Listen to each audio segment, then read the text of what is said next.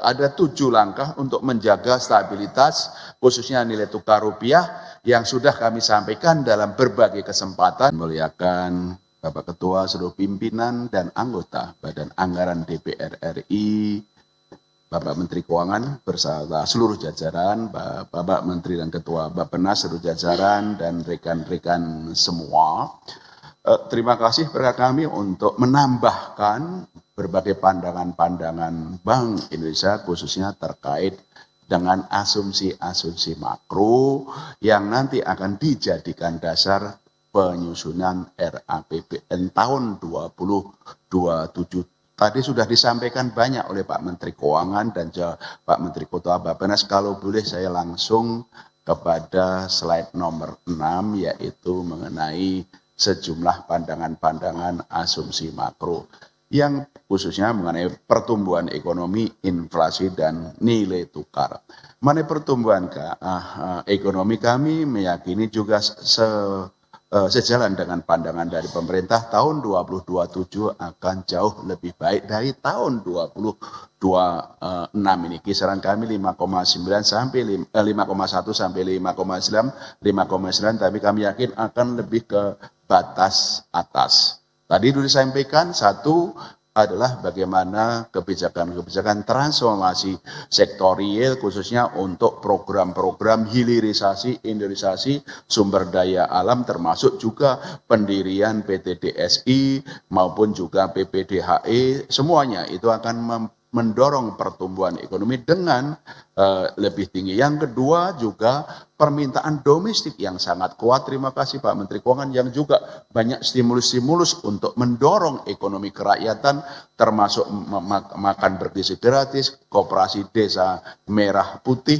maupun yang lain. Yang ketiga juga sinergi erat dengan Bank Indonesia. Kami akan terus seperti arahan Bapak Ketua mendukung pertumbuhan ekonomi dari sisi kebijakan Bank Indonesia, khususnya makroprudensial dan sistem pembayaran untuk UMKM maupun yang lain. Nanti kami akan jelaskan lebih detail polisi apa Bank Indonesia mendukung pertumbuhan.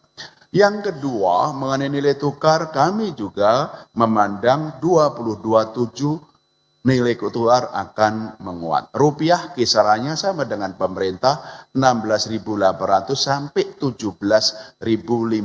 Ada 5 faktor utama yang mendasari kenapa rupiah tahun 2027 akan berkisar 16.800 sampai 17.500 menguat ke sana. Yang pertama, tentu saja kondisi ekonomi tidak akan seburuk tahun ini, akan membaik. Pertumbuhan ekonomi dunia itu akan naik ke 3,1%. Tentu saja itu kondisi-kondisi yang sekarang geopolitik kita harapkan akan lebih dan harapannya akan mendorong inflow ke negara emerging market termasuk Indonesia.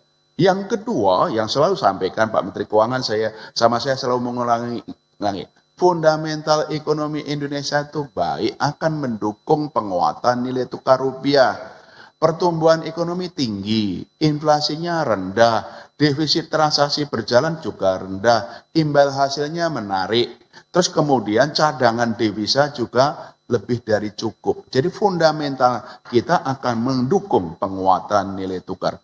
3 ini yang baru adalah kebijakan Bapak Presiden untuk ekspor satu pintu mengenai PT Danantara Sumber Daya Indonesia. Karena ini akan meningkatkan ekspor. Kemudian meningkatkan devisa hasil ekspor. Meningkatkan juga penerimaan negara sehingga ini akan mendukung tidak hanya pembiayaan bagi pertumbuhan ekonomi tapi juga mendukung kenaikan devisa, cadangan devisa dan penguatan nilai tukar rupiah. Keempat adalah komitmen kuat Bank Indonesia untuk terus menjaga nilai tukar rupiah baik melalui intervensi, kemudian berbagai kebijakan-kebijakan lain yang sebentar lagi saya akan jelaskan. Kelima adalah koordinasi erat kebijakan fiskal moneter dan kebijakan fiskal pemerintah dan kebijakan moneter Bank Indonesia. Termasuk dari waktu ke waktu kami terus erat, terakhir ini sekarang berdua difokuskan menjaga stabilitas nilai tukar rupiah yang kemarin kita sudah umumkan bersama bagaimana fiskal moneter sama-sama menstabilkan nilai tukar rupiah, yaitu meningkatkan daya tarik imbal hasil investasi portfolio asing dan juga menjaga kecukupan likuiditas yang kemarin kami sampaikan. Itu adalah nilai tukar. Jadi 5 faktor itu rupiah insya Allah tahun depan akan menguat kisarannya 16.800 sampai 17.500. Inflasi juga kami sama 2,5 plus minus 1% atau kisaran 1,5 sampai 3,5% karena memang tentu saja kondisi ekonomi kita yang baik dan juga sinergitas pemerintah dan Bank Indonesia pusat dan daerah untuk tim pengendalian inflasi. Kami terus 46 kantor-kantor kami gerakkan bersama pemerintah menjaga stabilitas harga. Nah, itulah pandangan kami mengenai asumsi makro terkait dengan pertumbuhan nilai tukar inflasi. Optimis sekarang lebih baik, tahun depan insya Allah akan lebih baik. Oleh karena itu sinergitas menjadi penting. Slide berikutnya kami akan jelaskan 7 langkah Bank Indonesia di moneter. Jadi moneternya kami arahkan untuk stabilitas Bapak. Ada 7 langkah untuk menjaga stabilitas khususnya nilai tukar rupiah yang sudah kami sampaikan dalam berbagai kesempatan. 1, kami terus melakukan intervensi di pasar domestik maupun pasar luar negeri melalui tunai atau forward domestic non delivery forward di dalam negeri maupun di luar negeri. Cadangan devisa kami jaga lebih dari cukup untuk menjaga stabilitas nilai tukar rupiah. Nomor 2 adalah menyesuaikan suku bunga. Hari ini kita naikkan lagi 5,5. Kami tidak suka menaikkan suku bunga, tapi untuk bagaimana menarik investasi portfolio asing yang sedang di luar negeri suku bunga naik semuanya. Jadi kadang penyesuaian sesuai mekanisme pasar. Nomor 3 juga meningkatkan aliran masuk modal asing melalui SRBI yang terus kami lakukan koordinasi dengan pemerintah supaya investasi portfolio di SRBI, SBN maupun saham itu naik. Nomor 4 juga kami koordinasi di fiskal moneter adalah menjaga likuiditas di pasar uang dan perbankan lebih dari cukup, yaitu pertumbuhan uang primer selalu double digit, terakhir itu 14,8 dan bulan-bulan ke depan selalu akan kita jaga double digit. Nomor 5 adalah menurunkan batasan pembelian dolar di pasar domestik tanpa underlying yang berlaku mulai Juni adalah 25.000 per pelaku per bulan. Nomor 6 yang tadi saya sampaikan Pak Ketua adalah memperluas transaksi falas di dalam negeri, tidak hanya rupiah dolar tapi juga rupiah yuan. Rupiah yuan sekarang sudah ditransaksikan dalam negeri dengan meningkatnya transaksi yuan rupiah untuk penyelesaian perdagangan dan investasi antara rupiah dengan Cina yang kita sebut local currency transaction. Nomor 7 kami juga menerjunkan pengawasan kepada bank-bank dan korporasi, koordinasi dengan OJK untuk memastikan transaksi falas di perbankan itu adalah dengan underlying. Nah, itulah fokus moneter untuk pro stability.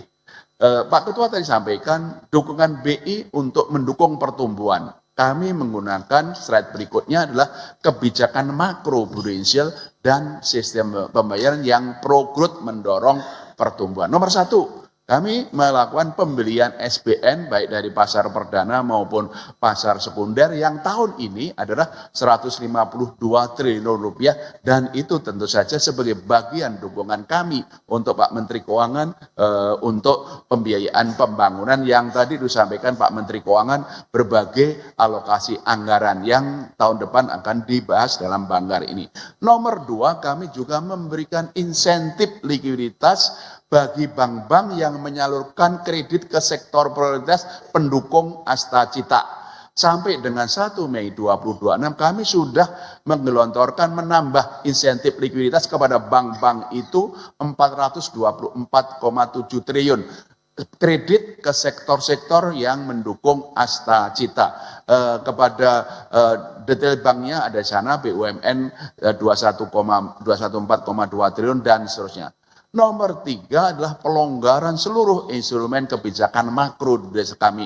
Apakah uang muka atau rasio intermediasi makro, dan juga bersinergi dengan Kementerian Keuangan, OJK, dunia usaha, perbankan adalah program percepatan intermediasi perbankan di pusat dan daerah. Nomor 4 adalah akselerasi digitalisasi sistem membayar untuk pertumbuhan ekonomi untuk rakyat, UMKM, inklusif dan seterusnya dengan KRIS, dengan berbagai itu kami terus tingkatkan. KRIS sekarang sudah dipakai di berbagai negara, termasuk terakhir adalah dengan Tiongkok, Jepang, Korea Selatan. Mohon doa restu supaya bisa sambung ke Saudi Arabia untuk umroh dan haji. Nomor 5 adalah program-program pengembangan UMKM melalui 46 kantor-kantor Bank Indonesia, baik yang konvensional terkait kopi maupun wasra maupun terkait juga ekonomi keuangan syariah.